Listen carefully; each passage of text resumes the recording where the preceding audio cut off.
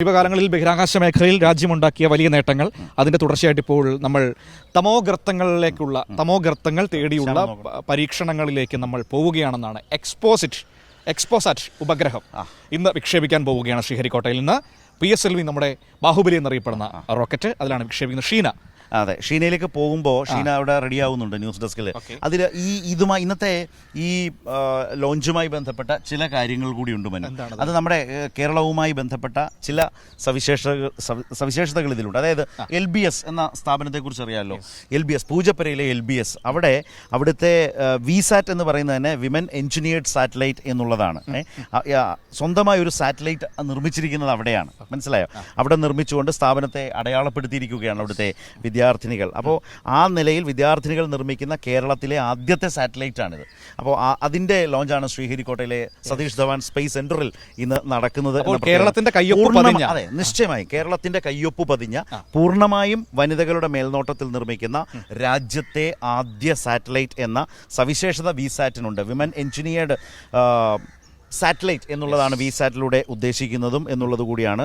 അങ്ങനെ ഉണ്ടാക്കിയ ഒരു ധാരണാപത്രത്തിന്റെ അടിസ്ഥാനത്തിലാണ് PSLV പുതുവർഷത്തിന്റെ ആദ്യ ദിവസത്തെ ഈ വലിയ ഒരു വിക്ഷേപണം. എനിക്ക് തോന്നുന്നു ഇപ്പോൾ സമീപകാലത്തെ ബഹിരാകാശ വിക്ഷേപണങ്ങളൊക്കെ എടുത്താൽ അതിൽ കേരളത്തിന്റെ കയ്യൊപ്പ് പതിയാതെ ഒന്നും കടന്നു പോകുന്നില്ല. ഇപ്പോൾ സമീപകാലത്ത് ചന്ദ്രയാനിൽ കെൽട്രോണിന്റെ ഒക്കെ ഉപകരണങ്ങൾ നിറച്ചുമുണ്ടായിരുന്നു. അതിൽ അപ്പോൾ കെൽട്രോണിനെ അഭിനന്ദിക്കുന്ന കാഴ്ചകളും ഒക്കെ നമ്മൾ കണ്ടിരുന്നു. അപ്പൊ ഇന്ന് രാവിലെ നടക്കുന്ന ഈ ലോഞ്ചിന് സാക്ഷ്യം വഹിക്കാൻ ഞാൻ ഈ സൂചിപ്പിച്ച team VSAT Satish Dhawan space സെന്ററിലേക്ക് പോകുന്നുണ്ട്. അതുപോലെ തന്നെ രാവിലെ 6 മണിക്ക് തിരുവനന്തപുരത്തെ പൂജപ്പുരയിലെ LBS institute of technology for വിമനിൽ നിന്ന് പുറപ്പെടുകയാണ്. അവിടെ ഉണ്ടവർ എത്തിയിട്ടുണ്ട്. അപ്പോൾ അതുപോലെ തന്നെ ഈ പൂജപ്പുരയിലെ ക്യാമ്പസിൽ വലിയ സ്ക്രീനിൽ രാവിലെ 8 മണിക്ക് ഈ വിക്ഷേപണം സംഭവം സാക്ഷിയാകാനും കാണാനും ഒക്കെയുള്ള സൗകര്യവും LBS അവിടെ ഒരുക്കിയിട്ടുണ്ട്. ശരി, 9:10 വിക്ഷേപണം. ഷീനയുണ്ട് വിവരങ്ങളുമായി ന്യൂസ് ഡെസ്കിൽ നിന്ന്. Sheena, good morning, happy new year. ഏതായാലും പുതുവർഷത്തിൽ വലിയൊരു നേട്ടത്തിലേക്ക് നമ്മുടെ രാജ്യം കുതിക്കുകയാണ്. ഈ ലോഞ്ചിങ്ങിന്റെ സമഗ്രമായ വിവരങ്ങൾ എങ്ങനെയാണ്?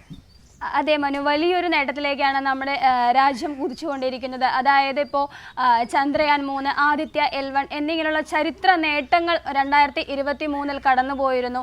ആ നേട്ടങ്ങളൊക്കെ തന്നെ എടുത്തു കഴിഞ്ഞാൽ ഇപ്പോൾ അടുത്തതായിട്ട് 2024 ആദ്യത്തെ ദിവസം ISROയുടെ ലക്ഷ്യം എന്ന് പറയുന്നത് എക്സ്റേ തരംഗങ്ങളെക്കുറിച്ച് പഠിക്കുക, ബഹിരാകാശത്തു നിന്ന് വരുന്ന എക്സ്റേ തരംഗങ്ങളുടെ ധ്രുവീകരണത്തെക്കുറിച്ച് പഠിക്കുക, തരംഗങ്ങൾക്ക് സംഭവിക്കുന്ന പോളറൈസേഷൻ്റെ കോണളവിനെ, ചരിവിനെ പഠിക്കുക, ഈ അളവുകളിൽ നിന്ന് എക്സ്റേ തരംഗങ്ങളുടെ ഉറവിടങ്ങളെക്കുറിച്ച് പഠിക്കുക, തമോഗർത്തങ്ങളെക്കുറിച്ച്, ന്യൂട്രോൺ സ്റ്റാറുകളെക്കുറിച്ച്, അവയുടെ സ്വഭാവത്തെക്കുറിച്ച്, ഇങ്ങനെയൊക്കെ ഇതിനെക്കുറിച്ചൊക്കെ പഠിക്കുക എന്നുള്ളൊരു ലക്ഷ്യത്തോടെയാണ് ISRO എക്സ്പോസാറ്റ് ഉപഗ്രഹം വിക്ഷേപിക്കാൻ ഒരുങ്ങുന്നത്.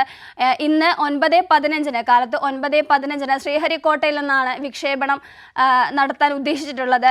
ഇതിലേറ്റവും പ്രത്യേകതയുള്ള കാര്യം എന്ന് പറയുന്നത് ഇതിനാകെയുള്ളത് 12 പേലോഡുകളാണ്. ആ 12 പേലോഡുകളിൽ 2 എണ്ണമാണ് നമ്മൾ പറയുന്ന പോലെ എക്സ്പോസാറ്റ്, പോളിക്സ് എന്ന് പറയുന്ന 2 പേലോഡുകളാണ് പ്രധാനമായും ഇതിനെ പങ്കുവഹിക്കുന്നത്. അതിൽ തന്നെ 10 ചെറിയ പേലോഡുകൾ കൂടെ ഇതിൽ വിക്ഷേപിക്കുന്നുണ്ട്. അതിൽ ഒന്നാണ് ഈ VSAT എന്ന് പറയുന്നത്. ഇതിൻ്റെ പ്രത്യേകത, തിരുവനന്തപുരത്തെ LBS ഇൻസ്റ്റിറ്റ്യൂട്ട് ഫോർ വുമൺ ആണ് ഇത് നിർമ്മിച്ചത്. അതായത് പൂർണ്ണമായും വനിതകളുടെ സാന്നിധ്യത്തിൽ അല്ലെങ്കിൽ സ്ത്രീകളുടെ സാന്നിധ്യത്തിൽ ആദ്യമായി എഞ്ചിനീയറിംഗ് വിദ്യാർത്ഥികൾ നിർമ്മിക്കുന്ന കൃത്രിമ ഉപഗ്രഹം എന്നൊരു പ്രത്യേകത കൂടി ഇതിനുണ്ട് എന്ന് വേണമെങ്കിൽ പറയാം. ഇത് പഠിക്കാൻ ഉദ്ദേശിക്കുന്നത് കേരളത്തിലെ അൾട്രാ വയലറ്റ് രശ്മികൾ കാലാവസ്ഥകളെ എങ്ങനെ സ്വാധീനിക്കുന്നു എന്നതിനെക്കുറിച്ചും VSAT പഠിക്കും എന്നുള്ളതാണ്. അതോടൊപ്പം തന്നെ ചില സർപ്രൈസുകളും കൂടി നമുക്ക് ISRO കാത്തുവെച്ചിട്ടുണ്ടെന്ന് പറയാം.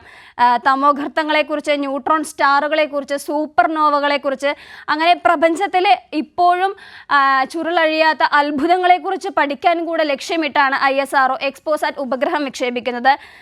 എക്സ്റേ തരംഗങ്ങളുടെ പഠനത്തിലൂടെ പ്രപഞ്ചത്തിലെ വ്യത്യസ്തമായിട്ടുള്ള പ്രകാശ സ്രോതസ്സുകളെക്കുറിച്ച് നമുക്ക് അറിയാൻ കഴിയും.